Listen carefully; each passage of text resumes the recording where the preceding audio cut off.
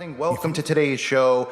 You may have seen recently I've been covering some of the strange things that have been going on, from the birds falling out of the sky with the 5G, of course, which they won't tell you about, to just some of the sounds that people were hearing, sonic booms, all sorts of the sounds that you would think would be bombs or things like that, all around the country. This stuff's going on. And now we have this story from Alaska, which, of course, I know a lot of you are thinking what I'm thinking right off the bat the second I see this, and it's Alaska. When you see a strange cloud formation over the sky, of course we immediately think of HAARP, because why wouldn't we think of HAARP? Oh, but that makes us crazy conspiracy theorists, which I'll show you a clip in a minute, and you can just see for a fact that you have these people who are, I guess, identify as extreme liberal type scientist people who show up on the news and show up all over the place and show up around the country at speaking events and talk about our government using weather and how even in Vietnam they were doing it. And people still think it's a conspiracy because, well, say it with me, we live in the dumbest time period ever. And what's funny too about this story is I'm going to use the New York Post, for example, which I don't know if I can even show the screenshot, because I know that the Google algorithm actually, because people ask me sometimes, like, how come you don't ever get those blue things under your videos? Because I don't let, the algorithm reads the words in your articles. So if you have an article that says chem in it, it's automatically going to put chem at the bottom of it because it's reading it off of there. But I also have noticed that they're actually taking photographs that you could find, like if you Google image chem and then you take a picture and use it in your video, that it's also reading that too. So I don't know if I'm going to use it, but I'm just telling you out there for a heads up for anybody out there that's run into that problem with their own videos. Of course, they use a chemtrail from the sky as the first image they show, not what actually was photographed in Alaska, because they immediately want people to roll their eyes and think it's a conspiracy. So a cloud of mystery fueled social media conspiracies near Lazy Mountain, Alaska. Meteor, Russian missile, plane crash, and UFO are among the explanations for a ghoulish lowering sliver of a cloud with finger-like trails. A rescue team sent to search for a crash on Lazy Mountain found nothing suspicious, Alaska State Troopers reported. Of course they didn't. What do you think they do? They see something suspicious and then they what's their reaction supposed to be? They report it to their sheriff or whoever's at the head of the station, and the head of the station's he's working for the government, and he already knows how you respond to this stuff. You label it a crazy conspiracy, you never address what it is, you wait for days to go by, and then that's it, right? Just like all these things that we see keep continually happen in the sky. Oh, we don't know what it is. Oh, we don't know what it is. We don't know what it is. Oh, okay. Weeks go by, just like the purple lights. We don't know what's happening. Oh, there's a problem with the manufacturer. Oh, okay. We're bringing it back up a month later. Oh, yeah, the manufacturer said they're going to get rid of them. Oh, it's 6 months now. Well, now the manufacturer's saying that people like the purple lights. Oh, so it must have been a crazy conspiracy for all of us to constantly be bringing attention to it, and all you do is just ignore it and then pretend it's going to go away, kind of like our fake government does with every single story that comes out, and they don't address anything because they want to sabotage and destroy America. But this, they say, not sure what it looked, but it looked cool, somebody said on Facebook. So they also love doing that, putting just people who summarize just the stupidity of society. It looked cool, right? Not concerned. What if that thing came through your living room? Would you be a little concerned? Would you be concerned to know that your own government has the capability to do this, and they do it, and they admit to doing it like they did in Vietnam, and you don't think they're doing it now? How many years later? 50 years later? You don't think that the government's experimenting with weather manipulation? You don't think any of the stuff, the crazy weather patterns that I've covered over the years and many others have covered, is anything to be suspicious about, with how many hurricanes have hit the specific spots in Texas and Florida and Louisiana? No? Or some of the other things that we've seen go on with typhoons? Yeah, nah. We all trust in Big Brother, the same people that want to get some type of shot inside you. But troopers believe that the photos and videos showed a contrail from the commercial jet. That was the answer. Combined with the rising sun. So apparently contrails go vertical now, folks. Did you know that they could shoot up? I mean, come on. It's not even, you can't even say it's from the angle, because you could see that it's going north to south. So, I mean, just see how much they don't care about even giving you a logical explanation, because they know the mind control is so thick that people will automatically dismiss it, and they'll just be like, oh, yeah, it's a contrail. Right? I thought they weren't even supposed to believe that those were real things, but apparently, oh, okay. But in this situation, they can use that as an excuse. So police are saying that that's what it is, which caused a unique atmospheric sight. We greatly appreciate the numerous Alaskans that reported this suspicious sight this morning to law enforcement. I'm sure they do greatly appreciate it. Now, let's just take a look at what's going on in Alaska, because we know HAARP's up there. Well, Like I said, we already know that they control and manipulate the weather. They tell us. You know, they were talking about climate change yesterday, and now we're learning that scientists and researchers are looking at how to change the weather on purpose. That's right. Lasers now could one day manipulate rain and lightning. CBS This Morning contributor Michio Kaku is a physics professor at City College of New York. Professor, nice to see you. Extraordinary seeing Al Gore and Bill Clinton there together with Charlie, wasn't it? That's right, yeah. Yeah, they did not get into this discussion, though. But it is fascinating. I mean, lasers, really, to change the weather? That's right. Well, as Mark Twain once famously said, everyone complains about the weather, but no one ever does anything about it. Well, instead of doing a rain dance, we physicists are firing trillion-watt lasers into the sky to actually precipitate rain clouds and actually bring down lightning bolts. This is potentially a game changer. But this is experimental. It's experimental. However, in the laboratory so far it works. When you have water vapor and you have dust particles or ice crystals, you can precipitate rain. It condenses around the seeds. These seeds can also be created by laser beams. By firing trillion-watt lasers, you rip apart the electrons, creating what are called ions, and these ions act like seeds, like dust particles, bringing down rain and even lightning. Go ahead. Well, this fascinates me in part because, too, I remember reading the stories that China had used this during the Olympics, that the USSR had used this after Chernobyl to create rain clouds. I mean, did those really work then? We have some of these capabilities now? Inconclusive. Even in the 60s, the CIA used this to bring down monsoons during the Vietnam War, to wash out the Viet Cong. Governments have been playing with this thing. Alleged to. Alleged to, right. Yeah. Now, we realize that for decades now, these governments have been alleged to have experimented with weather control, but nothing conclusive. This time we're bringing in the laws of physics rather than simply waving our hands and uttering mumbo jumbo. We're actually using trillion-watt lasers now. And in the laboratory, sure enough, they precipitate rain out of water vapor. Sure enough, you can actually bring down electricity down the beam. So what does it mean for drought areas that need to have rain for crops? And if they don't have them, there's the consequences of famine. Well, the bad news is if it's a clear blue sky, it's not going to do anything at all because it only takes water vapor that's already in the air and condenses it. However, for floods, for agriculture, farmers, for people planning wedding parties, football games, you name it, outdoor events and agriculture and flooding and even hurricanes, all of them could be subject to weather modification. Incredibly interesting, Professor Michio Kaku. Thank you so much. In 1993, the FAA started warning pilots to stay away from a certain section of airspace over Alaska. The U.S. government was experimenting with a new breed of high-altitude electronic technology that was significantly altering the Alaskan airspace. The experiments continue to this day, and critics are warning that this project could have global effects that will destroy our planet.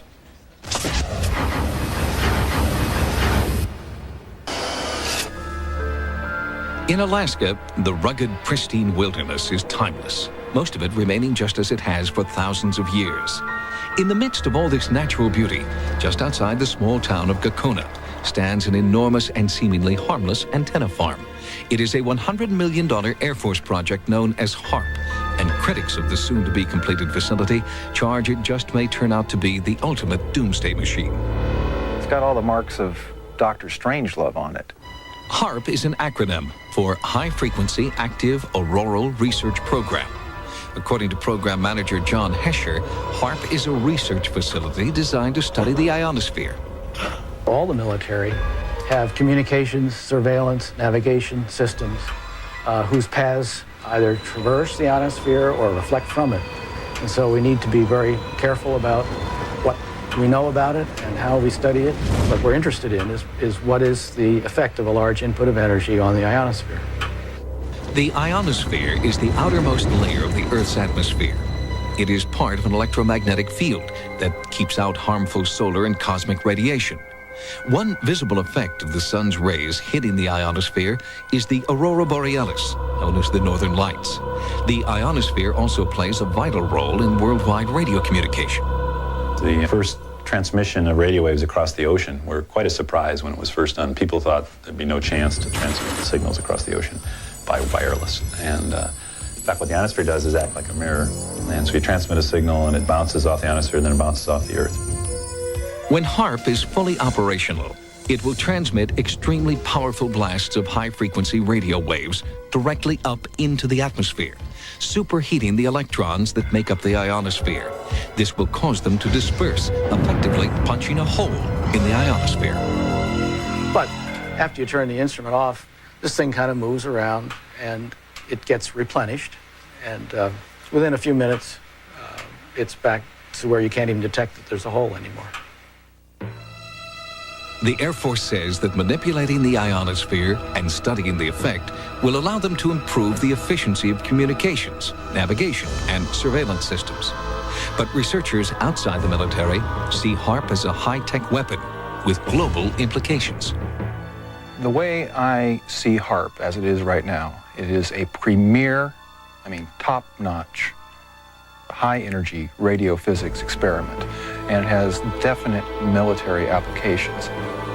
Journalist Mark Farmer lives in Alaska and has written about the potential impact of HAARP for both Jane's Defense Weekly and Popular Science magazine. He believes that HAARP will be used to take giant X-rays of Earth. Earth-penetrating tomography is a technique using extremely low-frequency radio waves.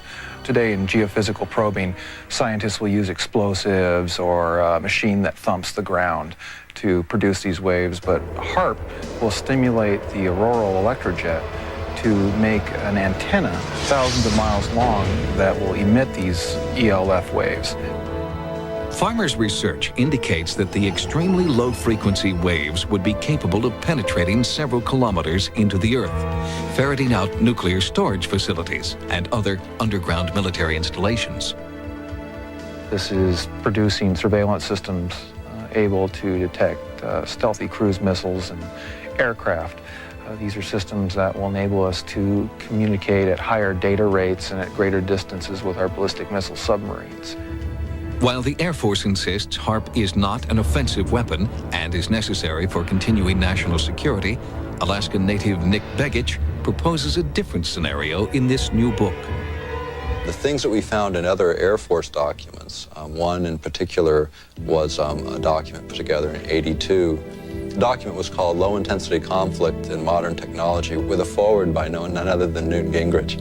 In one section spoke about using radio frequency radiation transmitters for disrupting human thinking, for basically debilitating troops invisibly by being able to bombard them with radio frequency that was tuned to just the right frequency, in just the right waveform, so as to totally disrupt their mental process and basically debilitate those troops. Because of HAARP's potential to disrupt the Earth's magnetic field, many observers are concerned that it will damage the biomagnetic sensors that migratory animals like salmon and birds depend upon. Anything that HAARP can do to the magnetic field is orders of magnitude smaller than the natural variations of the Earth's field. So I would have to say, no, there's nothing we can do to affect the salmon. But what generates the most concern by far is HAARP's ability to tamper with and punch holes in the ionosphere. The thing that one of the Air Force documents points out is that they want to use this heater to create enough energy in the ionosphere to get a runaway effect up to the next stabilizing level, whatever that might be. It's precisely whatever that might be that worries Dr. Patrick Flanagan, a physicist who believes the ionosphere is extremely fragile. The ionosphere is a chaotic system that is on the edge of instability. So the trigger point for HAARP would be that energy and that frequency which throws the ionosphere into chaos. In other words, it would be that point which throws it over the edge. For example, it is believed that a hole in the Earth's ozone layer has caused an increase in infrared radiation, contributing to the melting of the polar ice caps and forcing New Zealand children to wear protective clothing to school. Flanagan and others believe the potential danger from a hole in the ionosphere is much greater. It could create a change in the ionospheric shield that protects us from cosmic radiation. We're worried about the ozone layer. The ozone layer is nothing compared to what HAARP could do. You know, we're worried about ultraviolet light. That's just a very harmless ray compared to some of those energy streams or particles that are coming from outer space that are being deflected by this natural shield around the Earth. And this is what HAARP wants to play with. Critics worry that HAARP has been placed in the hands of too few, and that international debate is necessary to fully explore all the potential dangers that this project may soon unleash, a proposal in which the Air Force has shown little interest to date. Once we open this box, and it is a veritable Pandora's box, we're not going to be able to close it. And of course, once you acquire a technology, you want bigger and better aspects of it. And then we come into the questions of whether or not, if we go big, if we go better, if we're going to cause damage to our planet. Proponents of HAARP insist the danger has been grossly exaggerated. The project continues to move forward as scheduled and will be fully operational by 1997. Next, they started an... Right, so all these strange things just continually happen in the form of weather patterns. Last week I covered, if you didn't see the video, the entire country was under a sheet of cloud. Do you know what the odds are of that? Now, we know that people wouldn't notice that type of thing, because, you know, you're in your own state, and we live in a reality now where people are just sitting on their phones anyway, so they wouldn't even notice if there were clouds above their heads. But when you actually go and you look at the radar and you see the entire country is under one giant cloud, and then I did a video on it, and every single person for the most part commented and said, yep, cloud where I am, chem clouds where I am, chem clouds where I am. But of course, we're supposed to believe it's just one giant real cloud, when you actually can see on these like weather radar maps actual cloud formation. So in other words, you can see if it's just a sheet over the sky versus actual clouds, like real cloud formation. I know it's hard to say that because it's hard to remember what actual clouds look like. Somebody commented too last week, and they were like, oh man, clouds, what are those? And I was like, I know, I actually went out and saw real clouds for the first time in like months. And I remember when I was in California once, and I went to Yosemite and I saw Half Dome for the first time, and my eyes were just like exploding out of my head, because it's like, if you've ever seen it, it's like you're like in a painting. It's so beautiful, and your brain can't even process it, because it's like, whoa. Well, that's what it's becoming, to look at clouds and actually see real clouds now. That's what it feels like. Like you want to pull over in the car and just stand there and be like, wow, it is beautiful, because you never see them anymore. Wonder why that is. Wonder what's going on above the clouds. Wonder what's getting dumped in them. I don't know. Black rain is popping up, black goose falling from the sky. No one's suspicious. So when something like this happens in Alaska, and this is the thing with technology now, which some might say it's a benefit that we have. I still think it's not, but we actually can see all the crap that they're doing to us because people are taking pictures of it. Now, sometimes they try to do it in places like Alaska and sneak this by, in an area that's unpopulated, but people pick up on it, because all it takes is one guy to be walking somewhere or in a car somewhere, because everybody's got a phone on them.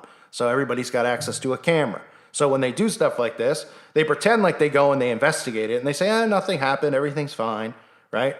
All trails right here probably lead directly to HAARP, right, which is back on, right, which we know CERN is on. So, these are things that they don't want to address, but they make sure when they do an article about this, because, they only want to cause trauma in people's minds with things like, the old outbreak and things like that, and make people fearful to leave their homes. But when it comes to this, when you actually see this with your own eyes, and you actually should be concerned, because you should say, well, if this isn't a sign from God and something that's naturally occurring, then you're manipulating and doing it.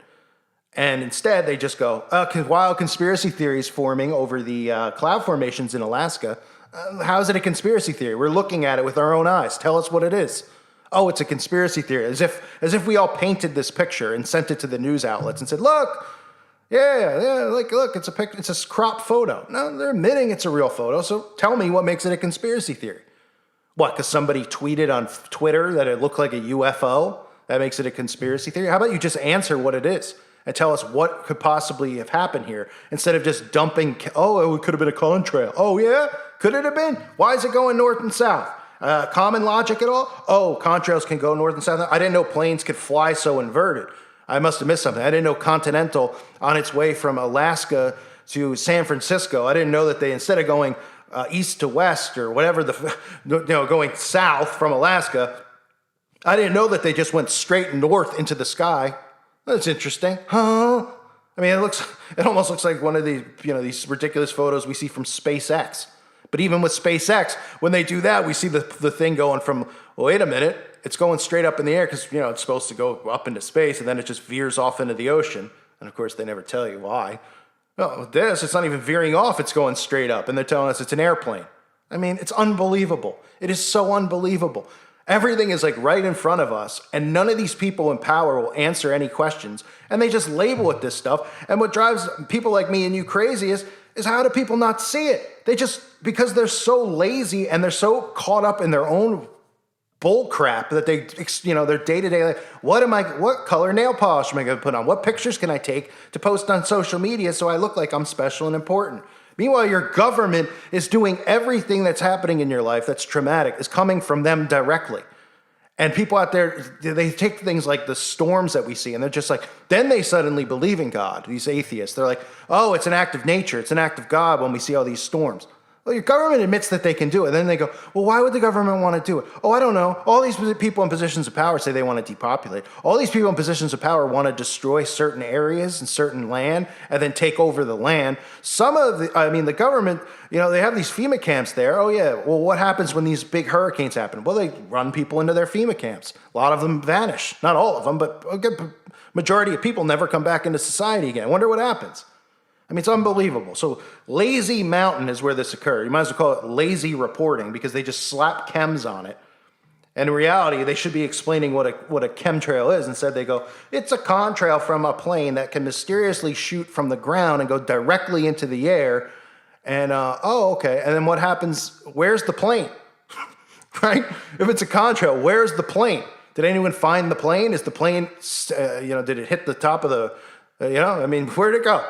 Tell us where it went. We'd really like an explanation. But remember, you don't get explanations in this world because they don't need to give them. Why?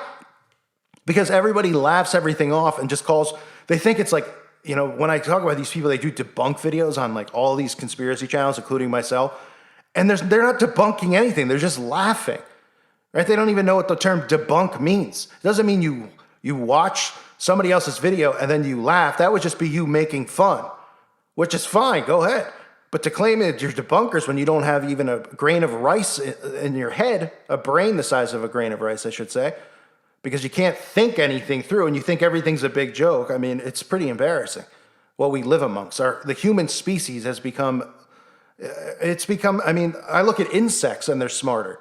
I see spiders outside and I'm just like, what's a spider doing? And I watch what the spider does. I'm like, yeah, well, spider's probably smarter than half the population at least because, he's thinking, hey, I got to go eat. I'm going to make a web here, Charlotte's Web, and bada bing, bada boom, right? And these other people, they're just sitting there, oh, it's debunked because New York Post says it's a contrail. So look, it's a contrail.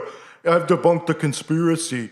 Oh, great work. Remember when I thought contrails and chemtrails were conspiracies too, but now they're convenient for giving an answer and an explanation because they don't want people to look into their HAARP weather control machines. Yeah, interesting. What a joke, really is.